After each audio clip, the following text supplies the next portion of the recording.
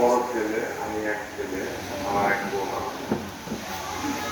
আমার বাবা এই গ্রামে, তার জন্ম এখানে, তার বেড়ে ওঠা।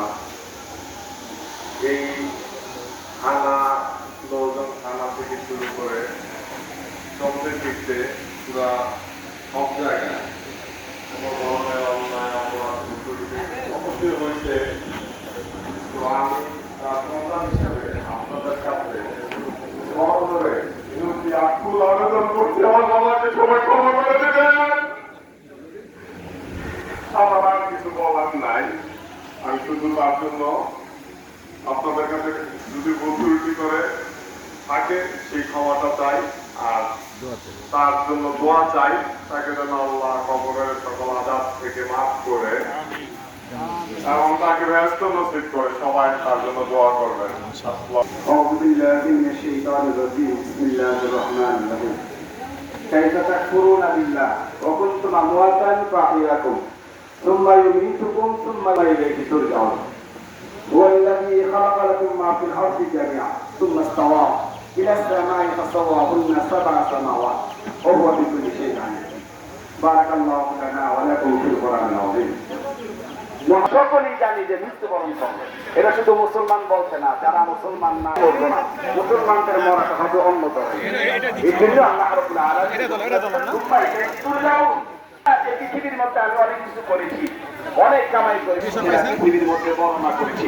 শুধু তাই নয়, হযরত আদম আলাইহিস সালাতু ওয়াস সালাম থেকে এই জন্য তোমার কাছে হাজার নেই। আল্লাহ রাব্বুল আলামিন আমাদের সকলকে আল্লাহ তপন ডালি সাহেব আজকে টিভিতে নেই, এরকম পূর্ব পরিচালনা জান্নাতের বাগান বানাতে। সম্মানিত হাজির, অনেক কথা হয়েছে। মাওলানা মিজানুর রহমান সাহেব, গোজর বাজার কেন্দ্রীয় মসজিদের ইমাম সাহেব, উনি কোরআনের আয়াত দিয়ে নসিহত করেছেন। আমি একটা কথাই বলতে চাই, সেটা হলো আমরা এখানে আসছি দোয়ার জন্য। দোয়া আমাদের সকলের দরকার, কি কর। আর এই দোয়া মানুষ যখন মরে যায় তখন তিনটা জিনিস মানুষের দোয়ার জন্য স্মরণ হয়ে থাকে, যেটাকে সবচেয়ে জারি আমরা বলি। তো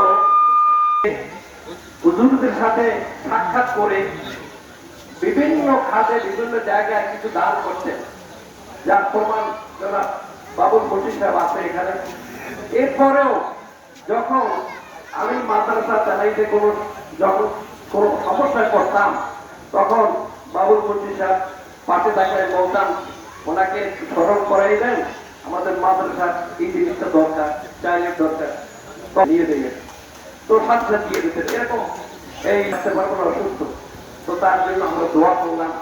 এবং ওনার ছেড়ে গিয়ে আমাদের মাদ্রাসার সকল জিনিস যেগুলো উনি করতেন বিগত বছরগুলোতে, সেগুলো ওই ছেলেই পূরণ করে দিয়েছে। সাহেব নিয়েও গিয়ে এগুলো আদায় করতেন। আর বলেছেন যখন কোনো প্রয়োজন হয় কিন্তু ডাকা যাবেন, আপনাদের মাদ্রাসার প্রয়োজনের জন্য যাবেন, বলবেন, আমরা সহযোগিতা করবেন। এই কাজগুলো জোর করে একটু কথা বলার জন্য মাইকে নিয়েছি। যদি আজকে কিছু না বলি, নিজেকে অনেক ঋণী এবং অকৃতজ্ঞ মনে হবে।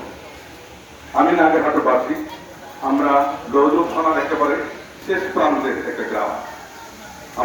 নির্বাচনে যারা প্রতিনিধি থাকেন, বিশেষ করে খালি পরিবার, আমাদের ছিল অত্যন্ত